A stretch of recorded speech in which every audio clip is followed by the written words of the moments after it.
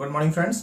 Last video में हम लोगों ने स्टडी की थी लेसन नंबर 5, जिसमें हम लोगों ने तरह के बल के प्रकार, गुरुत्वाकर्षण बल, पेशीय बल, मैग्नेटिक फोर्स, इन सब तरह की चीजों का अध्ययन किया था। साथ में हमने चाल, गति, ये सब चीजों का अध्ययन किया था। अगर आपने वीडियो देखी है दैट्स वेरी गुड थिंग, नहीं देखी है तो उस वीडियो को आप देख लीजिएगा, वो आपके काम की वीडियो है। और ये जो आज लेसन स्टार्ट होने जा रहा है ये बीटीसी फर्स्ट सेमेस्टर का लास्ट लेसन है। इसके बाद आपकी साइंस की बुक फिनिश हो जाती है। तो आप लोगों ने देखा होगा कि हमारे आसपास बहुत ढेर सारी चीजें होती हैं, उनकी फिजिकल स्टेट यानी भौतिक अवस्थाएं अलग अलग होती हैं। तो उनके बेस पर हम उनको एक नाम दे देते हैं जिसको हम बोलते हैं पदार्थ, यानी इंग्लिश में मैटर। तो एक क्वेश्चन यहाँ पुटअप होता है कि what do mean by matter, पदार्थ है क्या? तो बहुत सीधी सी बात है कि कोई भी ऐसी चीज जो कि अपना द्रव्यमान रखती हो, जिसके पास अपना एक मास हो, साथ में उसके पास स्थान घेरने के लिए प्रॉपर्टी हो, यानी कि कोई भी ऐसी वस्तु जिसके पास द्रव्यमान होता है, साथ ही जो स्थान घेरता है, उसी को हम पदार्थ कहते हैं। तो मैं जितेंद्र मिश्रा ब्रिलियंट विजन में आपका स्वागत करता हूं। उम्मीद करता हूं कि आपने मेरे चैनल को सब्सक्राइब कर लिया होगा। अगर ऐसा है दैट्स वेरी गुड थिंग। अगर नहीं किया है तो it's my humble request to you कि प्लीज चैनल को सब्सक्राइब कर लीजिए, जिससे मेरे अपडेट्स आप तक पहुंचते रहें। तो शुरू करते हैं इस वीडियो को।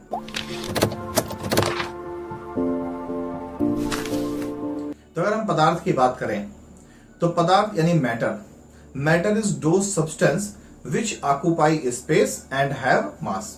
हिंदी में अगर हम बात करें तो ऐसी वस्तु जो कुछ द्रव्यमान मीन मास तथा आयतन यानी वॉल्यूम रखता है, पदार्थ कहलाता है। Each and every that substance which have mass and occupy the space is known as matter. और मैटर यानी पदार्थ की तीन अवस्थाएं होती हैं। तीन अवस्थाओं को आपने बहुत छोटे से क्लासेस से पढ़ना शुरू किया होगा। ठोस, द्रव, गैस, जिसको आप सॉलिड, लिक्विड और गैस कहते हैं। ये जो पदार्थ होते हैं, जैसे स्थान घेरने की बात आई तो आपने कार देखा होगा।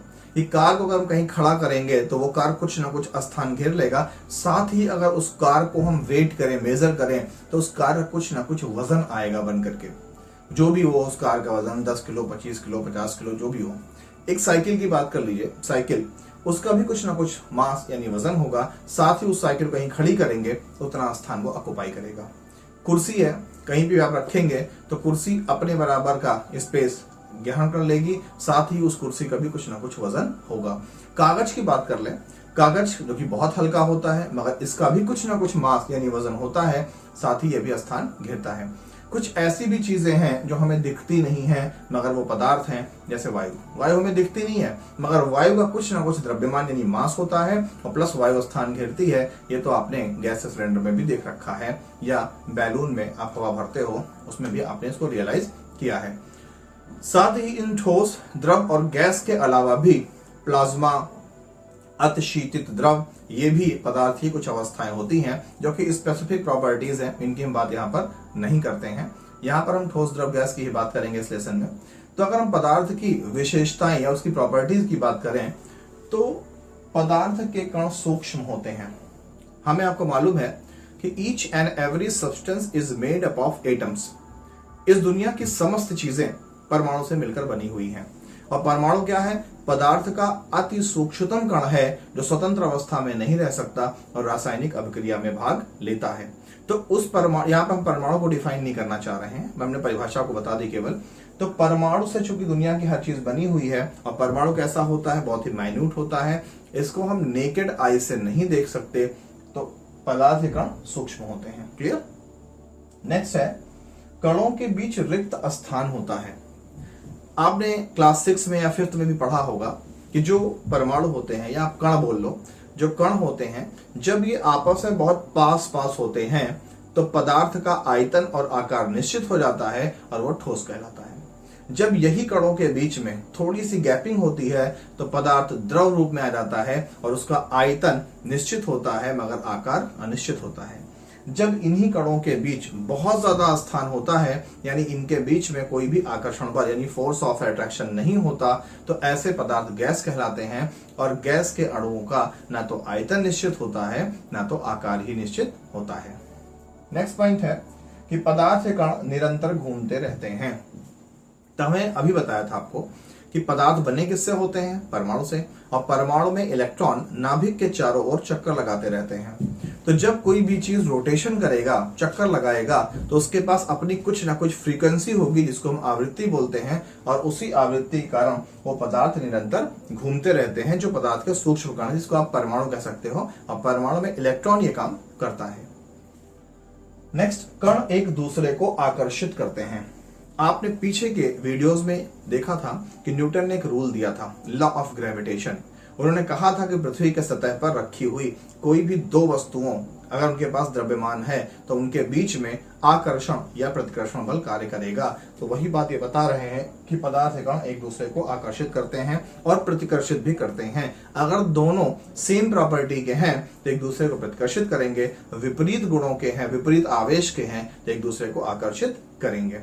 अब हम स्टडी करते हैं कि पदार्थ की अन्य प्रॉपर्टीज क्या हैं। कुछ ऐसे भी प्रॉपर्टीज हैं जो किसी भी पदार्थ को स्पेसिफिक यानी विशेषता प्रदान करती हैं। तो पदार्थों के जो सबसे विशेष गुण हैं, वो पहला गुण है कि पदार्थ का एक आकार होता है। आपने देखा है कि ठोस, चाहे वो मेज हो, कुर्सी हो, कार हो, बस हो, ट्रेन हो, इन सब का एक निश्चित आयतन और निश्चित आकार होता है। इवन अगर आपने छोटा सा पेन भी इस्तेमाल किया होगा तो उस पेन का भी एक निश्चित आयतन और एक निश्चित आकार होता है। साथ ही ये किसी भी तरह से, अगर हम हवा की बात कर लें, हवा को हम किसी भी पात्र में भर दें तो हवा उस पात्र का आकार ग्रहण कर लेगा, जबकि आयतन उसका निश्चित नहीं रहेगा। क्यों? क्योंकि गैस जो होते हैं, गैस का आयतन और आकार दोनों अनिश्चित होता है। ठोस का आयतन और आकार निश्चित होता है और द्रव का आयतन निश्चित होता है, आकार अनिश्चित होता है। जैसे अगर हम 500 ml आधा लीटर पानी लें और उसको यू शेप के ट्यूब में डाल दें तो उस पानी से यू शेप का आकार बन जाएगा। अगर उसको हम स्पाइरल ट्यूब में डाल दें तो स्पाइरल आकार पानी ग्रहण कर लेगा। अगर उसको हम किसी भी शेप में ट्यूब में डाल दें तो जिस आकार का ट्यूब होगा उसी आकार का वो पानी आकार ग्रहण कर लेगा। मगर पानी रहे कितना? आधा लीटर था, आधा लीटर ही रहेगा। ऐसे ही किसी भी ठोस पदार्थ की बात करें, अगर उसको हम कहीं पर रख दें, जैसे हमने आधा किलो अनाज कहीं पर रखा, तो आधा किलो अनाज जहां भी रखेंगे वो वहां पर स्थान घेर लेगा।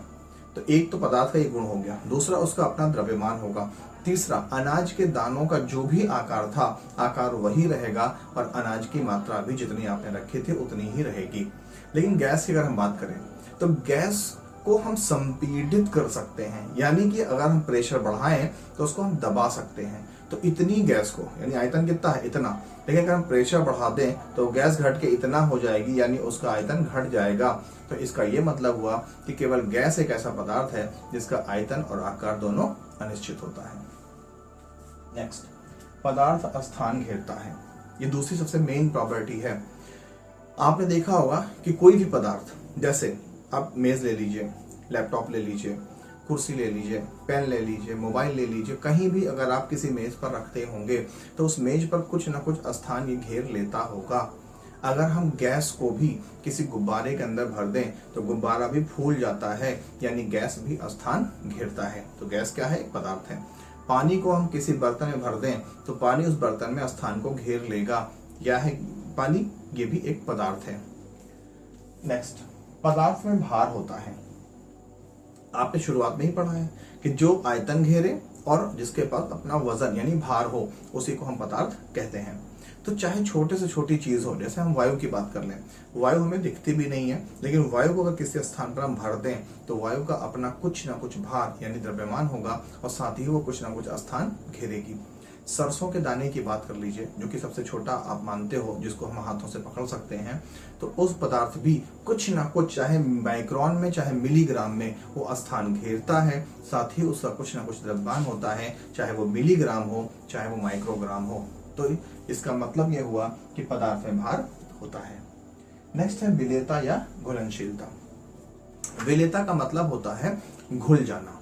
जैसे हम पानी में शक्कर डालें और हिला दें तो शक्कर पानी में गायब हो जाता है। इसका मतलब ये हुआ कि शक्कर पानी में विलीन हो गया। मैंने विलियन नाम के टॉपिक में इसको आपको एक्सप्लेन किया था क्लास 12 वाले में, उसको आप देख लीजिएगा। तो जो भी पदार्थ होते हैं, पीछे भी आपने पढ़ा था कि पदार्थ के कणों के बीच में खाली स्पेस होता है। इसका अच्छा सा एग्जाम्पल आप समझिए।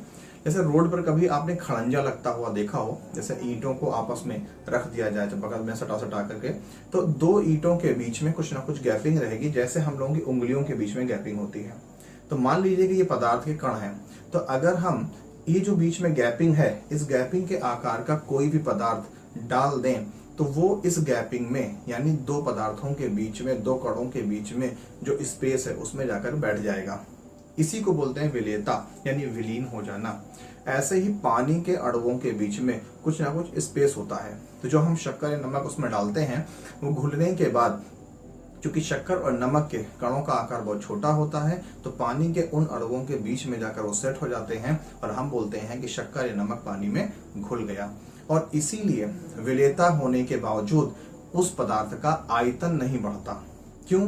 क्योंकि पानी के अणुओं के बीच में जाके शक्कर बैठा है, ना कि शक्कर ने अलग से कुछ स्पेस लिया है, इसलिए आयतन जितना था उतना ही रहेगा। अगर आपने एक गिलास पानी ले रखा है और उसमें आपने 1 चम्मच शक्कर, 2 चम्मच शक्कर, 3 चक्कर शक्कर डाल दिया है, तो पानी बाहर नहीं निकल जाएगा, पानी गिलास में उतना ही रहेगा, क्योंकि शक्कर जाकर के पानी के अणुओं के बीच में बैठ जाएगा। हाँ, पानी गाढ़ा होता चला जाएगा। तो ये सबसे खास है। नेक्स्ट, विसरण। विसरण को हम इंग्लिश में बोलते हैं डिफ्यूजन। मोस्ट इंपॉर्टेंट है, बहुत पूछा जाता है विसरण से या परासरण से आप क्या समझते हो। तो परासरण एक अलग प्रॉपर्टी है, कहीं आएगी मैं बताऊंगा आपको। यहाँ डिफ्यूजन को समझते हैं। चाहे द्रव हो चाहे गैस हो, इन अणुओं में एक बहुत बड़ी विशेषता होती है कि ये उपलब्ध स्थान में एक समान रूप से फैल जाते हैं। जैसे अगर हम कोई परफ्यूम ले लें, अगरबत्ती ले लें और किसी कमरे के कोने में ले जाकर जला दें, तो उसकी गंध यानी उसकी जो वायु है वो पूरे कमरे में फैल जाएगी। इसी क्रिया को हम विसरण कहते हैं। तो अगर परिभाषा की बात की जाए तो किसी भी द्रव या गैस द्वारा उपलब्ध आयतन में समान रूप से वितरित हो जाना, इसी को विसरण कहते हैं। Mean the equal and even distribution of the gas or liquid in occupy space is known as diffusion.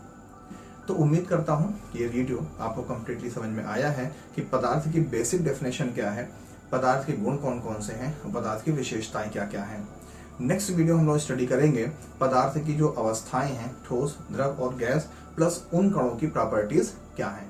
तो अगर आपको वीडियो पसंद आया है तो प्लीज वीडियो को लाइक कीजिए, चैनल को सब्सक्राइब कीजिए, अपने मिलने वालों तक, दोस्तों तक इसको फॉरवर्ड कीजिए, जिससे मेरे अपडेट्स आप तक और आपके मिलने वालों तक पहुंचते रहें, मेरा मनोबल बढ़े और आपको भी अपडेट्स मिलते रहें। मिलते हैं नेक्स्ट वीडियो में। Thank you.